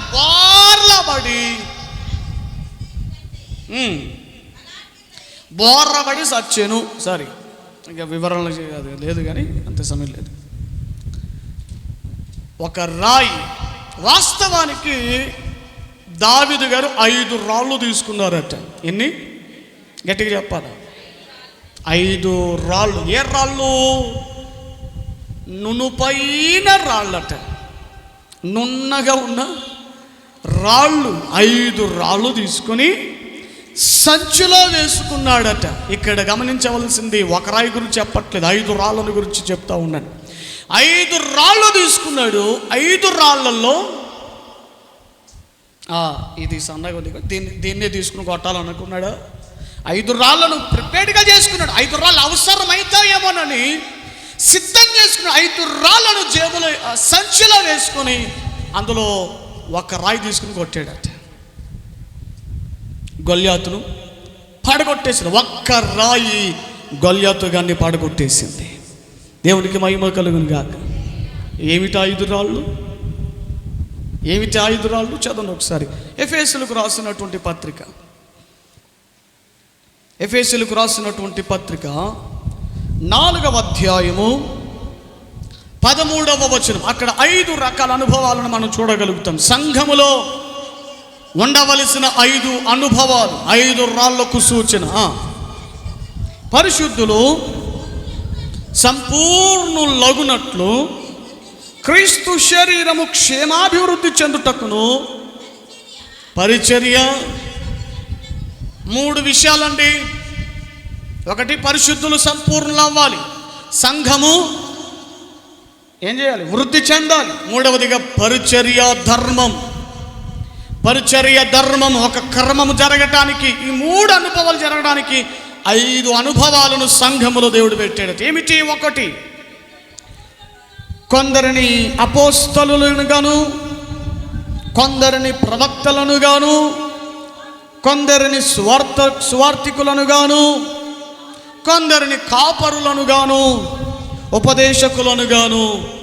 ఎంతమంది మొత్తం లెక్క పెట్టండి, ఎంతమంది ఉన్నారు? 6 మంది ఉంటారు. 6 మంది ఉన్నారు లేదో చూసి చెప్పాలి కదా అని నా ఆత్మోహం చూసే బదులు ఎవరెవరు 5 మంది? అపోస్తలులు 1, 2, స్వార్థికులు 3, కాపరులు 4, ఉపదేశకులు. ఈ 5 మంది ఎక్కడ ఉంటారు చెప్పండి? ప్రొద్దుటూరు సూపర్ మార్కెట్లో ఉంటారా? ఈ 5 మంది ఎక్కడెక్కడ పడతారు? పంచాయతీ ఆఫీసులోనూ, లేకపోతే ప్రొద్దుటూరు ఏమిటది కోర్టు ఆ కోర్టులో ఉంటారు 5 మంది. అపోస్తలులు, ప్రవక్తలు, సువార్థికులు, కాపరులు, ఉపదేశకులు, బోధకులు. అంతేనా? ఉపదేశకులు. ఈ 5 మందిని మనం ఎక్కడ చూడగలం అని అంటే ఎక్కడ చూడలేము. సువార్త మీటింగ్లో కూడా చూడలేము. ఈ 5 మందిని సంఘములో మనం చూడగలం. అంటే వీళ్ళు ప్రత్యేకమైన కేటగిరీ కాదు. విశ్వాసుల సేవకుల సమూహములలోనే ఈ 5 మందిని దేవుడు విభాగిస్తాడు. కొంతమందిని అపోస్తలులుగా ఈ కేటగిరీలో సేవకులు, దైవజనులు ఉంటారు. ప్రవక్తలు, విశ్వాసులలోనే దేవుడు కొంతమందిని ప్రవక్తలుగా నియమించుకుంటాడు. మరి కొంతమందిని సువార్థికులుగా ఉంటారు, సువార్త ప్రకటన చేసేవారుగా ఉంటారు. తర్వాత కొందరు కాపరులు, సంఘ కాపరులు, సేవకులు, కొందరు కాపరులు, కొంతమంది ఉపదేశకులు. స్తోత్రం కలుగును గాక. ఈ క్వాలిటీస్ అన్నీ మిస్పా ప్రార్థన మందిరంలో ఉన్నాయా లేదా? ప్రవక్తలు ఉన్నారు, స్వార్థికులు ఉన్నారు. అప్పుడప్పుడు మన వాళ్ళు వంట చేసి మార్తమ్మ గారు, పుష్పలమ్మ గారు, కేజమ్మ గారు, కొంతమంది స్త్రీలు అప్పుడప్పుడు తల్లుగారులు కొన్ని పల్లెలకి వెళుతూ ఉంటారు. వాళ్ళు సువార్తకులుగాని వెళుతూ ఉంటారు. ఇంతకుముందు నన్ను అడిగారు, అయ్యా ఇట్లా సువార్తకి వెళ్ళాలని అనుకుంటా ఉన్నాం, వెళ్ళమంటారు. అబ్బాయి బాబాయ్ గొప్ప సంగతమ్మ, వెళ్ళండి, చాలా గొప్ప పని అది, వెళ్ళండి అని వారంలో మంగళవారం ఒక దినాన్ని కేటాయించుకొని చక్కగా వారు వెళుతూ వస్తూ ఉన్నారు. దేవునికి మహిమ కలుగును గాక. కాబట్టి సంఘంలో ఎవరున్నారు? ప్రవక్తలు ఉన్నారు, అపోస్తలులు ఉన్నారు, సువార్థికులు ఉన్నారు, కాపరులు ఉన్నారు, ఉపదేశకులు కూడా ఉన్నారు. దేవునికి మహిమ కలుగును గాక. ఈ 5 మంది అవసరమే. ఈ 5 మందిలో దేవుడు ఒక్కొక్కసారి ఎవరిని ఉపయోగించుకుంటాడో తెలియదు. ఒక్కొక్కసారి ఓ సేవకుడే ప్రాముఖ్యమైనమని కాదు. అన్ని సమయాలలో సేవకుడు అన్ని పనులు చేయలేడు. అయ్యగారు చూసుకుంటారులే, అయ్యగారు చూసుకుంటారు కాదు. ఆల్రెడీ సంచిలో 5 ఉన్నాయి. ప్రవక్తలు ఉన్నారు సంచిలో, ఇంకా ఎవరున్నారు? అపోస్తలు ఉన్నారు, కాపరులు ఉన్నారు, సువార్థికులు ఉన్నారు, ఉపదేశకులు ఉన్నారు సంచిలో. కానీ ఏ సమయానికి దేవుడు ఎవరిని వాడుకుంటాడో తెలియదు. కానీ ఎప్పుడు ఏ సమయానికి ఎవరిని ఏ విధంగా వాడుకోవాలనుకున్నా ఏ రాయని సిద్ధంగా ఉండాలి. స్తోత్రం. అమ్మా పలానా చోట ప్రార్థన, రామ ప్రార్థనకి వెళ్తా ఉంటే, అయ్యో ప్రార్థన అండి బ్రదర్, పలానా స్వార్థ మీటింగ్ ఉంది బ్రదర్, అన్న మీటింగ్ వెళ్దాం రా అన్న, ఈరోజు మరి నీ డ్యూటీ ఉందండి, పనికి వెళ్ళాలి. బ్రదర్ ప్రార్థన చేయండి అంటే తలగొక్కునే వేళ ఎక్కువ. అమ్మ వాక్యం చదువు, బ్రదర్ వాక్యం చదువు అంటే ఫోన్ ఆపరేట్ చేయడం వచ్చు, కానీ వాక్యం చదివేటప్పుడు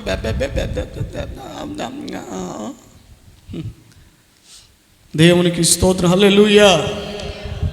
దేవుడు వాడుకొనదగిన ఒక రాయిగా మనం ఉండాలి. ఏ రాయిగా తెలుసా? ఏ రాయిగానో తెలుసా? గొల్యాతుగాడిని పడగొట్టగలిగిన రాయిగా, సాతాను కోటగోడలను కూల్చే రాయిగా మనం ఉండాలి. ఓ సేవకుడే కాదు, ప్రవక్తలు కూడా, విశ్వాసులు కూడా దేవుడు ఆధిక్యతను ఇస్తూ ఉన్నాడు. ఆ నడిపింపులో మీరు ఉంటే మీరు ప్రార్థన చేసిన దయ్యాలు పోతాయి, మీరు ప్రార్థన చేసిన దేవుడు కార్యాలు జరిగిస్తాడు, మీరు ప్రార్థన చేసిన దేవుడు మేలులు జరిగిస్తాడు. స్తోత్రం. అందుకని మీరు ఎలా ఉండాలంటే వాడుకొనదగిన ఒక రాయిగా, దేవుని చేతిలోని ఒక రాయిగా. స్తోత్రం. పాడతాం కదా, వాడుకో యేసయ్యా నీ కాడి నే మోస్తా, వాడుకో యేసయ్యా నీ కాడి నే మోస్తా, వాడిపోక ముందే నన్ను వాడుకో, పొద్దు వాలిపోక ముందే నన్ను వాడుకో. హల్లెలూయా. ఎంత అద్భుతమైన పాట, ఎంత అద్భుతమైన పాట. ఈ ఒక్క పాట ఒకసారి పాస్టమ్మ గారు పాడితే, పాస్టమ్మ గారి బంధుల్లో ఒక తాగుడుపోతోడు మారాడు జస్ట్ ఒక పాటను బట్టి. పాట కూడా మారుస్తుందా? మార్చిద్ది. రాసే పాట సమర్పణ కలిగిన వారైతే, అభిషేకం కలిగిన వారైతే ఆ పాటలు పాడుతున్నప్పుడు దేవుడు తప్పకుండా పాటల ద్వారా కూడా దేవుడు కార్యాలు జరిగిస్తాడు. స్తోత్రం కలుగునుగాక. అలా మారు మనసు పొందిన వాళ్ళు ఇప్పుడు చక్కగా ఒక సంఘానికి వెళుతూ, ఆ సంఘంలో ఒక స్తంభాలుగా ఉంటూ, సంఘ పెద్దలుగా కొనసాగించబడుతూ, సేవకులకు సహకారంగా ఉంటూ, వాక్యాన్ని కూడా బోధించే వాళ్ళగా మారిపోయారు. స్తోత్రం. హల్లెలూయా. వాడబడాలండి. ఇప్పుడు వాడబడకపోతే ఎప్పుడు వాడబడతావు దేవుని చేతిలో? నా వయసు అయిపోయిందండి, ముసల్దాన్ని అండి. కానీ బైబిల్లో ముసలోళ్ళు కూడా దేవుని కొరకు వాడబడ్డారు. ముసలోళ్ళ ద్వారా కూడా దేవుడు కొన్ని కార్యాలు జరిగించాడు. పిల్లలు మొదలుకొని, చిన్న పిల్లల మొదలుకొని వృద్ధుల వరకు ప్రతి ఒక్కరిని దేవుడు వాడుకున్నాడు. దేవుని బిడ్డలారా, వాడబడకూడదు నీవు. అంతసేపు ప్రభువా నా కుటుంబము నన్ను ఆశీర్వదించు, నన్ను దీవించు, ఇక్కడే ఆగిపోయావు. నన్ను వాడుకో నాయనా, నన్ను వాడుకో ప్రభువా. నేను 10 మాటలు చెప్పినప్పుడు 10 మందిని నేను మందిరానికి నడిపించే నీ సాధనముగా నన్ను వాడుకో నాయనా. ఎప్పుడైనా ఈ విధంగా ప్రార్థన చేసుకున్నావా? యేసయ్య మాటలు కొన్ని చెప్పి నీ స్నేహితులను, నీ రక్త సంబంధికులు, నీ బంధుమిత్రాదులు ఎవరు నశించిపోతున్నారో, ఎవరు వేదనలో ఉన్నారు, ఎవరు బంధనములలో ఉన్నారో వారికి కొన్ని దేవుని మాటలు చెప్పి వాళ్ళను మందిరానికి నడిపించిన అనుభవాలు ఎప్పుడైనా మీ జీవితంలో ఉన్నాయా? ఇప్పుడు వాడబడకపోతే ఎప్పుడండి దేవుని కొరకు వాడబడతావు? అంతసేపు ఆశీర్వాదాల దగ్గర ఆగిపోమాకండి, ఒక మెట్టు ఎక్కండి. దేవుని కొరకు నేను కూడా వాడబడాలి, దేవుని కొరకు నేను కూడా ఒక పాత్రగా వాడబడాలి. గొల్యాతును పడగొట్టగలిగిన రాయిగా నేను మారాలి. స్తోత్రం చెప్పి గట్టిగా. గొల్యాతుగాడు కొన్ని సందర్భాల్లో వస్తాడు. సినిమా అనే గొల్యాతుగాడు, సీరియల్ అనే గొల్యాతు. ఏమండి, కొన్ని శోధనలు అనబడిన గొల్యాతు లాంటి వాళ్ళు వస్తారు మనకు విరోధంగా. ఆత్మీయంగా మనం ముందుకు వెళ్లకుండా, ఆత్మీయంగా మనం జయం పొందకుండా, రోగాల రూపంలో, వ్యాధుల రూపంలో, శోధనల రూపంలో, మనుషులు పెట్టి కొన్ని నిందల రూపంలో గొల్యాతుగాడు వస్తాడు. నువ్వు ఎలా మారాలో తెలుసా? గొల్యాతుగాడిని పడగొట్టగలిగిన ఒక రాయి.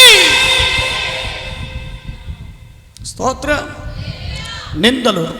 నిందలు, శోధనలు, వ్యాధులు, బాధలు, రోగాలు, కాబట్టి ప్రతికూలతలు, నిరుత్సాహం, వీటన్నిటిని జయించగలిగిన రాయిగా నువ్వు మారాలి. స్తోత్రం కలుగును గాక. ఈ రాళ్ళ వలె నువ్వు మార్చబడగలిగితే దేవుడు ఏం చేస్తాడో తెలుసా? ఈ రాళ్ళన్నిటిని దేవుడు ఒక కుప్పగా పేర్చి సజీవమైన మందిరానికి దేవుడు మారుస్తాడు. ఆ మందిరముగా మారిన తర్వాత దేవుడికి అక్కడ ఉండడు, మనలోనికి దిగి వచ్చేస్తాడు, మనలో నివాసం ఉంటాడు, మనలో సంచారము చేస్తాడు. ఆయన నివాసము చేయనయున్న ఒక మందిరాళ్ళముగా, సజీవమైన రాళ్ళవలే కదులుతున్న మందిరాళ్ళముగా ఒక్కొక్కరు మార్చబడుదురుగాక. అందరూ కూడా లేచి నిలబడండి. విన్న వాక్యమును బట్టి చివరికి చిన్న ప్రార్థన చేసుకుని మనం ముగించుకుందాం. హల్లెలూయా. ప్రార్థన చేసుకుందాం. సజీవమైన రాళ్ళెవలే నుండి మీరు ఆత్మ సంబంధమైన మందిరముగా కట్టబడుతూ ఉన్నారు అని దేవుడు మాటలాడుతూ ఉండగా ఏ రాయిగా ఉండాలని ఆశపడుతూ ఉన్నాం. మనం నేల మీద నడిచేటప్పుడు కొన్ని రాళ్ళు ఎందుకు పనికి రాకుండా ఉంటాయి. కొన్ని దేనికి ప్రయోజనకరంగా ఉండవు కొన్ని రాళ్ళు. అలా కాదు, మనం ప్రయోజనకరమైన రాళ్ళగా ఉండాలి. మందిరముగా కట్టబడే రాళ్ళగా మనం ఉండాలి. కదులుతున్న రాళ్ళ వలె మనము ఉండాలి. దేవుని బిడ్డలారా, జ్ఞాపకార్థమైన రాయి, దేవుడు చేసిన మేలులను మరచిపోని ఒక రాళ్ళ వలె మనం ఉండాలి. ఇశ్రాయేలు ప్రజలు ఆ యోర్దాను నది దగ్గర తీసుకొచ్చిన రాళ్ళను చూసిన ప్రతిసారి వాళ్ళకు జ్ఞాపకం వచ్చేది, అయ్యో ఈ యోర్దాను నదిలోంచి దేవుడు మనల్ని విడిపించాడు కదా, మేలు చేశాడు కదా అని ఆ రాయిని చూసిన ప్రతిసారి ఆ రాయే వాళ్ళకి చెబుతూ ఉంది, ఉపదేశం ఇస్తూ ఉంది, దేవుడి మేలును మర్చిపోవద్దని. ఈరోజు మర్చిపోతున్నారా? దేవుడు చేసిన మేలులను, ఉపకారములను మర్చిపోయేవాడుగా ఉన్నావా? మర్చిపోమాకు. ఈరోజు నీకు కలిగి ఉన్న ప్రతిది కూడా అది దేవుడు నీకు ఇచ్చిందే. దేనిని మర్చిపోవద్దు. దేవుని బిడ్డలారా, గొల్యాతును పడగొట్టిన రాయిగా మనం మారాలి. సాతానును జయించే రాయిగా, సాతానుగాడు పెట్టే ప్రతీదిని కూడా జయించే ఒక రాయిగా, దేవుని చేతిలోని ఒక రాయిగా మనం మార్చబడాలి. ప్రార్థన చేసుకో.